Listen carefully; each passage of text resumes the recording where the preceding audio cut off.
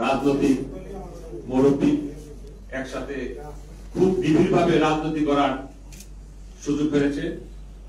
আমি ডাক্তার রিপন ভাইয়ের সাথে ঢাকা বিশ্ববিদ্যালয়ে এক সময় রাজনৈতিকভাবে কেন্দ্রীয় ছাত্র দলের ছাত্র রাজনীতি করার নিবিড়ভাবে সুযোগ পেয়েছে। আমি তাকে কাছে থেকে দেখেছি।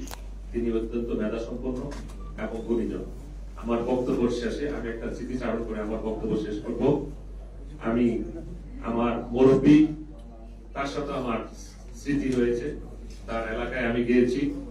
অত্যন্ত প্রজ্ঞাবান, একসময় তুখোর ছাত্র নেতা এবং বারবার জাতীয় সংসদ সদস্য নির্বাচিত। আমাদের দলের চেয়ারপারসনের অত্যন্ত গুরুত্বপূর্ণ গুণীজন। এখানে মানিকগঞ্জের শ্রদ্ধাভাজন নেতৃবৃন্দ উপস্থিত হয়েছেন। আমাদের মনিরুল হক চৌধুরী ভাই এলাকা থেকে এসেছেন। নুরুল ইসলাম মনি ভাই এলাকা থেকে এসেছেন। আমার পাশে উপস্থিত আছেন অ্যাডভোকেট সুপ্রিম কোর্টের সিনিয়র আইনজীবী আমাদের অ্যাডভোকেট রশিদ সাহেব সহ আরো অনেকের নাম আমি জানি না, অনেকের নাম বলা সম্ভব না। আপনারা যারা আসছেন আমরা অত্যন্ত উৎসাহ বোধ করতেছি এবং আমরা অত্যন্ত আনন্দিত এবং আপনাদের সকলের প্রতি আমরা কৃতজ্ঞ। আজকের এই আলোচনা সভা আমরা এমন একটা প্রেক্ষাপটে সূচনা করতে হয়েছে যেটা অত্যন্ত জরুরি হয়ে পড়ছে। আরো ব্যাপক স্তরে দেশ এক গভীর সংকট কাল অতিক্রান্ত করছে। আমাদের একটা বৃহৎ দল আছে, জাতীয়তাবাদী দল। এই দল অনেক ত্যাগ, অনেক আন্দোলন সংগ্রামের মধ্যে দিয়ে এই দল আজকে টিকে আছে। এই দলের বিরুদ্ধে এখন একটা গভীর ষড়যন্ত্র তথা দেশের বিরুদ্ধে গভীর ষড়যন্ত্র। এই ষড়যন্ত্র মোকাবেলা করতে হলে আমাদেরকে সচেতন হওয়া এবং ঐক্যবদ্ধ হওয়া এবং সম্মিলিত প্রয়াস, এর কোনো বিকল্প নাই। তদ্রুপ একটা দেশকে স্থিতিশীলতা আনতে হলে, একটা দেশকে আগায় নিতে হলে গণতন্ত্র সরকারের কোনো বিকল্প নাই। বিগত স্বৈরাচার সরকারের বিরুদ্ধে বিএনপি আন্দোলন সংগ্রামে কোন অংশেই পিছিয়ে ছিল না।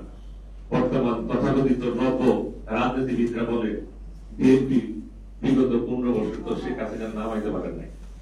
বিএনপি যদি বিগত 15 বছর রাজপথে আন্দোলন সংগ্রাম না করত, জীবন না দিত, হামলা মামলা না খাইত, মনিরুল হক চৌধুরী সাহেব বললেন বুড়া বয়সে জেলখানা অনেক কষ্টে।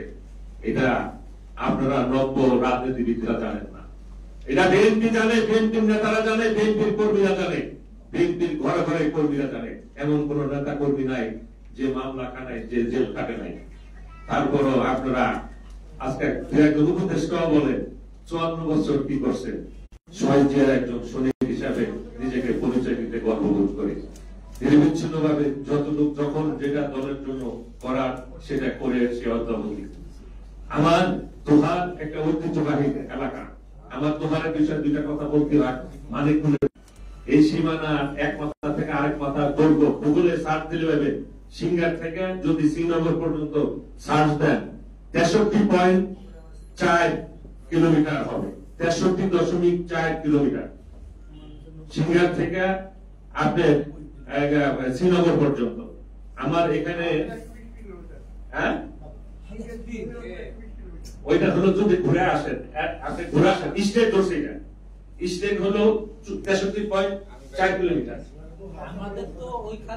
আমাদের তো স্টেট আলাদা, এটা হলো এক মাথা। এখন এইটাই দেখেন না, আপনার এই 63 বাংলাদেশে কয়টা আছে? আছে কোথাও? এত কিলোমিটার চলতে একটাও নাই। আর সবসময় আমরা শুনে আসছি জনসংখ্যার ভিত্তিতে পুনর্বিন্যাস করতে হবে। কোথায় লেখা আছে জনসংখ্যার ভিত্তিতে?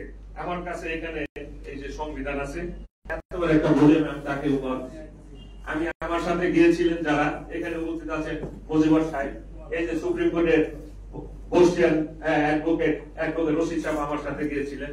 আমি নির্বাচন কমিশনার, চিফ প্রধান নির্বাচন কমিশনারের টেবিলের উপরে আমার এই ম্যাপটা, এই যে ম্যাপটা এখানে আছে। আমাদের বর্তমান ঢাকা এক আসনে আপনার সিংগাই, হরিরামপুর, নবগঞ্জ, দোহার, চরপ্রদর্শন, সদরপুর, আপনার সিরাজদিঘাট এবং শ্রীনগর, এই 9টা উপজেলা অধ্যাসিত একটা। কিভাবে এটা হয়? হাউ এটা হয়েছিল কোন ব্যক্তি স্বার্থ চরিতার্থ করার জন্য, হীন স্বার্থ চরিতার্থ কোন ব্যক্তি বিশেষকে প্রাধান্য দেওয়ার জন্য 10 সময়ে অ্যাডভোকেট কামরুল সাহেবকে যে ছিলেন স্বৈরাচারী শেখ হাসিনার লয়ার, তাকে উপহার স্বরূপ তুহারকে নরকগঞ্জের প্যানের ভিতরে ঢুকাই দিয়া ভাকুরতা, আগলচড়া, আমিন বাজার, কামরিঙ্গের চর নিয়ে একটা আসন করে হলো তথাকথিত আসন। আমরা তখন আপত্তি করেছিলাম, মামলা করেছিলাম, কিন্তু তৎকালীন ওয়াল ইলেভেনের সরকার এটা কোনো অবস্থায় কান্নবাদ করেন নাই। আমি নিজে তখন